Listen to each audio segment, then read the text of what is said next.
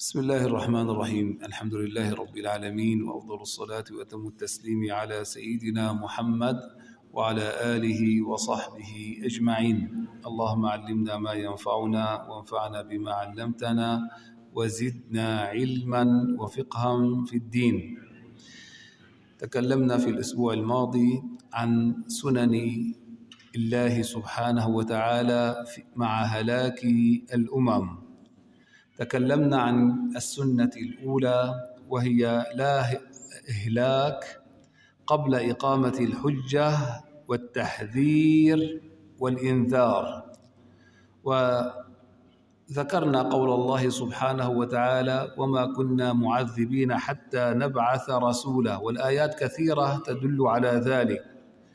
وأيضا ذكرنا أن الله سبحانه وتعالى ينذرك بخطبة تسمعها، ينذرك بحديث تسمعه، ينذرك بجار قد أنزل الله سبحانه وتعالى عليه العقوبة لأنت تتعظ وتنتبه وتعود إلى الله سبحانه وتعالى.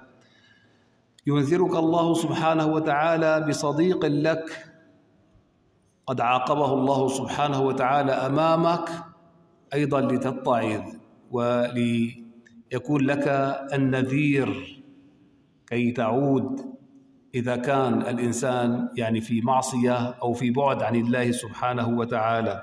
فهذه من سنن الله سبحانه وتعالى، أنه لا يهلك الله سبحانه وتعالى حتى يحذر وينذر. نأتي اليوم إلى السنة الثانية، وهي من أسباب هلاك الأمم، وهي تفشي الذنوب والمعاصي دون توبة. هو العنوان الجامع لهلاك الأمم. القرآن الكريم ذكر لنا أيها الإخوة عدة مواضع في القرآن الكريم تبين لنا أن الهلاك سببه المعصية. سبب هلاك الأمم كلها وهي المعاصي متنوعة. الله سبحانه وتعالى ذكر لنا لكل أمة معصيتها، لكل أمة معصيتها أيها الإخوة، وسبب هلاكها.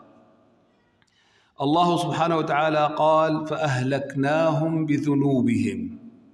وقال عز من قائل: فكلا أخذنا بذنبه، فمنهم من أرسلنا عليه حاصبا، ومنهم من أخذته الصيحة، ومنهم من خسفنا به الأرض، ومنهم من أغرقنا، وما كان الله ليظلمهم ولكن كانوا أنفسهم يظلمون. ذكر الله سبحانه وتعالى أقواما تلاعبوا بالميزان، طففوا،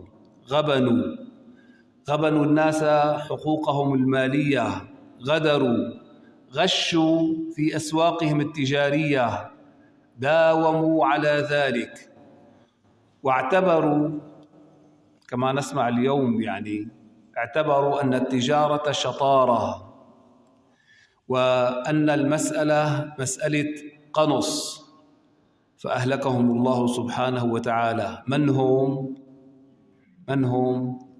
قوم شعيب. ذكر الله سبحانه وتعالى قوما مارسوا الرذيلة وأشاعوا العري وبسطوا المجون وأداروا الفحوش والفجور، وصارت سهراتهم سهرات الفسق، فأهلكهم الله سبحانه وتعالى. من هم؟ قوم لوط. ذكر الله سبحانه وتعالى قوما تفاخروا بالمساكن والقصور، وتكاثروا بالأموال، وأكل بعضهم بعضا لأجل المال، وتباهوا بالثياب والحلي، ولم يراعوا حق الله سبحانه وتعالى في كل ذلك، زاد فقيرهم فقرا وزاد غنيهم غنى. لم ينظروا إلى أوامر الله، بطشوا في الأرض جبارين فأهلكهم الله سبحانه وتعالى. من هم؟ قوم هود. ذكر الله سبحانه وتعالى قوما خالفوا نبيهم وعتوا عن أمر ربهم فأهلكهم الله سبحانه وتعالى. من هم؟ قوم صالح. ذكر الله سبحانه وتعالى قوما سخروا من الصالحين وتمادوا في طغيانهم فأهلكهم الله سبحانه وتعالى. من هم؟ قوم نوح. وهكذا أيها الإخوة ذكر الله سبحانه وتعالى في قرآنه أسباب هلاك الأمم بذنوبهم. هلا شوفوا، كل قوم كان عندهم معصية واحدة بسببها أهلكهم الله سبحانه وتعالى. طيب تعالوا هيك نحن هيك يعني نتحاكى مع بعضنا هيك شوي بصمت. شو رأيكم؟ هي مو كلها عم تصير هالمعاصي هي؟ يعني في نقص ولعب بالميزان وغش، أليس كذلك؟ في يعني ممارسة الرذيلة والفاحشة، أليس كذلك؟ في التفاخر بالمساكن والبيوت. اليوم يعني كسوة البيت عم تكلف قديش؟ أكثر من حق البيت، كله شوية تفاخر، أليس كذلك؟ وفي سخرية أيضا، نسخر من بعضنا البعض. هذه المعاصي إذا اجتمعت شو بتساوي بالأمة؟ بتدمرها، تهلكها، أليس كذلك؟ فيجب أن نعود أيها الإخوة، يجب أن نعود عن هذه المعاصي. والله سبحانه وتعالى بيّن لنا في كتابه العزيز، بيّن لنا أيها الإخوة أن سبب المعاصي والذنوب هي إهلاك الأمم. شو عم ننتظر؟ ألم يعظنا الله سبحانه وتعالى؟ اسمعوا إلى قول الله عز وجل: وما كان الله ليظلمهم ولكن كانوا أنفسهم يظلمون. يعني ما نقول ليش هيك الله عم يساوي فينا من حالنا، نحن عم نساوي بحالنا، أليس كذلك؟ فيجب أن نعود أيها الإخوة عن المعاصي. الذنب الأول اللي رب العالمين فورا بيعاقب عليه هو الظلم. هذا الذنب الأول، الظلم. قال الله سبحانه وتعالى: فكأي من قرية أهلكناها وهي ظالمة. وقال الله سبحانه وتعالى: وما كنا مهلكي القرى إلا وأهلها ظالمون، إلا وأهلها ظالمون. فإيانا ثم إيانا أيها الإخوة من الظلم. طبعا الظلم مو فقط والله أنا أخذت لك مالك ويعني أكلت عليك، هذا ظلم. لا، الظلم أنواع وصور. تظلم مرتك، تظلم زوجتك، هذا ظلم. زوجتك تظلمك، هذا ظلم. تظلم أولادك، هذا ظلم. تظلم جارك، تضايقه، تزعجه، يعني تأخذ له حقه، هذا ظلم أيها الإخوة. تظلم من تتعامل معه بالتجارة ولا بالأسواق، هذا ظلم، كله ظلم.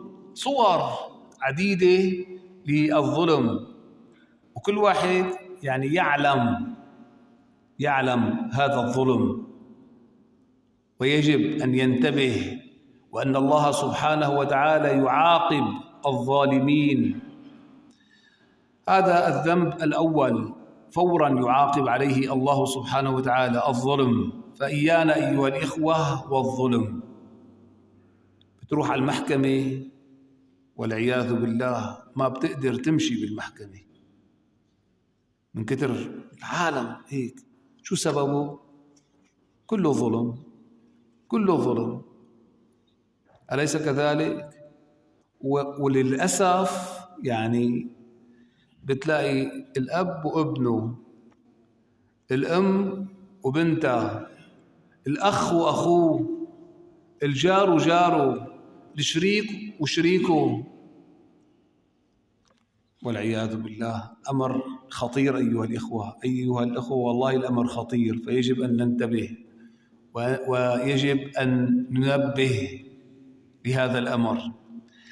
الذنب الثاني الذي يعاقب عليه الله سبحانه وتعالى البطر والترف. واليوم يعني عم نلاحظ هذا الأمر، قال الله سبحانه وتعالى: وكم أهلكنا من قرية بطرت معيشتها، صار في تباهي، صار في كبر، صار في بطر، صار في ترف، أليس كذلك؟ في ترف اليوم لما ما في ترف مع الفقر مع الشدة، مو هيك؟ بس بتلاقي طبقة ترف بشكل لا يوصف، فهذا سبب الهلاك أيها الإخوة.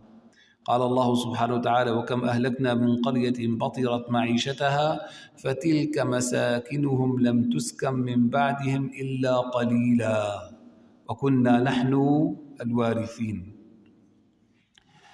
من الذنوب التي هي مهلكة الفسق والفجور، ويجب إذا الإنسان لا سمح الله عصى الله سبحانه وتعالى فيجب عليه أن يستتر وأن يتوب فوراً إلى الله عز وجل، ولا يتباهى بالمعصية. اليوم في مباهاة بالمعصية، في مباهاة أيها الإخوة. يعني بتلاقي الشاب بيذكر قدام رفقاته: والله أنا يعني حكيت مع فلاني، أنا مصاحب فلاني، أليس كذلك؟ عم يتباهى. لك الله يعني ابتلاك وأنت يعني تجرأت على الله سبحانه وتعالى بهذه المعصية، استر حالك. وأيضا الفتاة تتبرج وتعصي الله على يعني جمهرة أمام الناس، فالله كمان يعني وضع لك هالجمال، استتري وابتعدي عن المعصية وتوبي إلى الله سبحانه وتعالى، لا تتباهي بهذه المعصية. فيجب أيها الإخوة أن ننتبه ونعي غيرنا ونعي أولادنا وبناتنا أن يبتعدوا عن هذه المعاصي. الذنب الرابع والذي يعاقب عليه الله سبحانه وتعالى ونحن صراحة لا نهتم به، وهو الأمر بالمعروف والنهي عن المنكر. يقول لك ما دخلني، أي كلمة ما دخلني بتدمر الأمم، بتدمر، تهلك. قال الله سبحانه وتعالى: لعن الذين كفروا من بني إسرائيل على لسان داود وعيسى بن مريم. ليش؟ ذلك بما عصوا وكانوا يعتدون. شو سبب المعصية؟ كانوا لا يتناهون عن منكر فعلوه. شايفين؟ هذا سبب لإهلاك الأمم. كانوا لا يتناهون عن منكر فعلوه لبئس ما كانوا يفعلون. فهي كلمة ما دخلني مو واردة بالشرع، مو واردة بالشرع نهائيا أيها الإخوة. من صفات هذه الأمة أنها تأمر بالمعروف وتنهى عن المنكر. وبتشوف أنت معصية، بتشوف غلط، يجب أن تنبه، لا تسكت. طب ما حدا عم يرد علي، معذرة لربكم، معذرة، أنا يا رب نبهت وحكيت، إنما استجابوا يصطفلوا. ولكن إذا سألك رب العالمين ليش ما قلت له لجارك أنه أنت عم تقوم بهذه المعصية؟ شو بدك تقول له؟ شو بدك تجاوب رب العالمين؟ قل له بستحي يا رب؟ قل له والله أنا عرفان أنه هو ما حينتهي عن هالمعصية.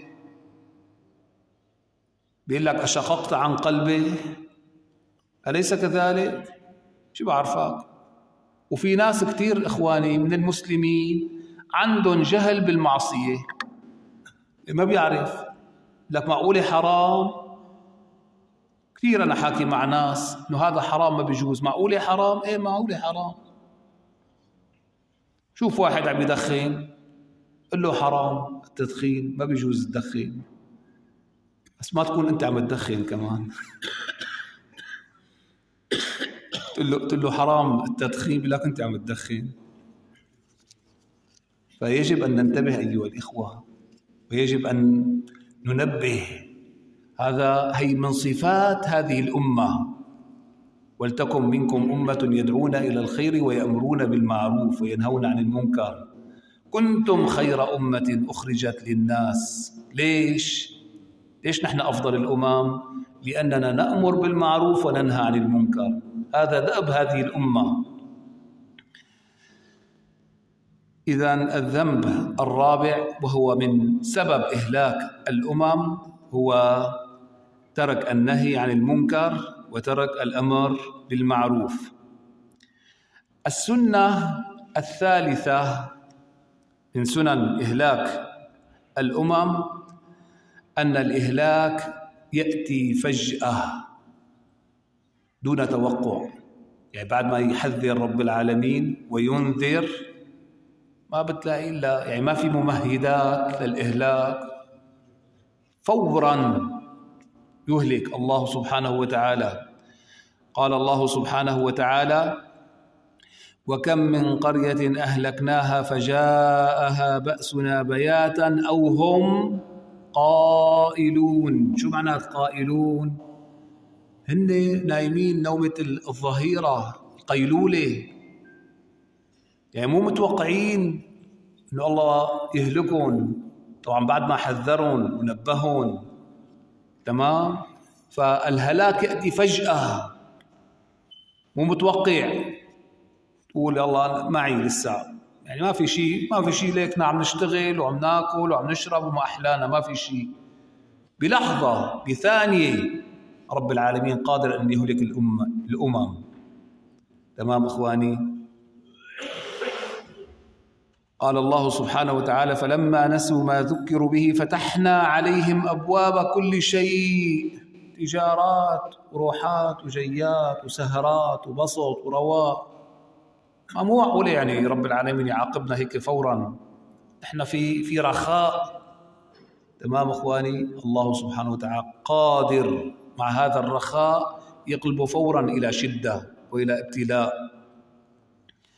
قال الله سبحانه وتعالى: فتحنا عليهم أبواب كل شيء حتى إذا فرحوا بما أوتوا أخذناهم بغتة فإذا هم مبلسون. بغتة. وقال سبحانه وتعالى: فقطع دابر القوم الذين ظلموا والحمد لله رب العالمين. قال بعض العلماء رحم الله عبدا تدبر هذه الآية. مخيفة جدا هذه الآية أيها الإخوة، أن تكون على سوء وربك يمدك بالنعم.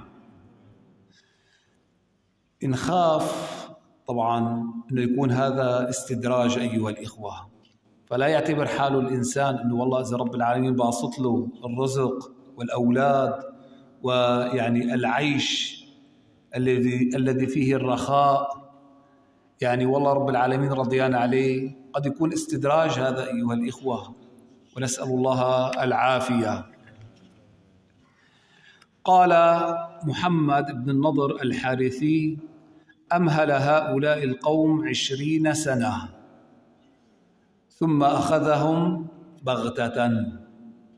وعن عقبة بن عامر رضي الله عنه قال: إذا رأيت الله يعطي العبد من الدنيا على معاصيه على معاصيه ما يحب فإنما هو استدراج. فإنما هو استدراج. إذا شايف إنسان يعصي الله سبحانه وتعالى ومال وسهر ورواء وعطاء في الدنيا، فلتعلم أن هذا له استدراج، لأنه الله ما بيحب المعصية، ولكن الله سبحانه وتعالى يعطي الدنيا لمن يحب ولمن لا يحب، ولكن رب العالمين لا يحب المعصية. مو معناته أنه الله بيحبه، لا، الله عم يستدرجه. نسأل الله العافية. إذن أيها الإخوة، ثلاث سنن من أسباب الهلاك. الأولى شو هي؟ أن الله سبحانه وتعالى يحذر قبل الإهلاك وينبه. السنة الثانية الذنوب هي سبب إهلاك. والسنة الثالثة بعد الإنذار وبعد التنبيه أن الله سبحانه وتعالى يهلك فجأة، ما بدها ممهدات. تمام إخواني؟ شو الحل؟ شو الحل؟ هاتوا لشوف، أعطوني أنتوا الحل. التوبة إلى الله سبحانه وتعالى والاستغفار. وما كان الله ليعذبهم وأنت فيهم وما كان الله معذبهم وهم يستغفرون. إذا إنسان عصى، كلياتنا نعصي الله سبحانه وتعالى طبعا عن غير قصد. تمام؟ شو علينا؟ علينا بالتوبة، علينا بالاستغفار، علينا بالعودة إلى الله سبحانه وتعالى. هذا أمر. الأمر الثاني أيها الإخوة، يجب علينا يجب أن نحيي شريعتنا في حياتنا. يعني الدين مو بس هو عبارة عن صلاة، مو عبارة عن صيام، مو عبارة عن إنفاق فقط. والله أنا عم صلي وعم صوم وعم بتصدق وما أحلاني. وين شريعتك في التجارة؟ وين شريعتنا في جارك؟ وين شريعتك بجامعتك؟ وين شريعتك بسوقك بشركتك؟ يجب أن نحيي أيها الإخوة، هذا أمر ضروري جدا. شريعتنا، أن نحيي شريعتنا في كل مجال من حياتنا. مو أنت مسلم؟ طبق الإسلام مع ابنك، طبق الإسلام مع زوجتك، طبق الإسلام مع شريكك، طبق الإسلام مع جارك. بدك تطبق الإسلام بكل مجال حياتك. إذا ما كنا هيك نسأل الله العافية. فنحن ماشيين طريق الإهلاك، وهو سببه المعاصي. اللهم ردنا إلى دينك ردا جميلا. اللهم أرنا الحق حقا وارزقنا اتباعه، وأرنا الباطل باطلا وارزقنا اجتنابه. وصل اللهم على سيدنا محمد وعلى آله وصحبه وسلم، والحمد لله رب العالمين.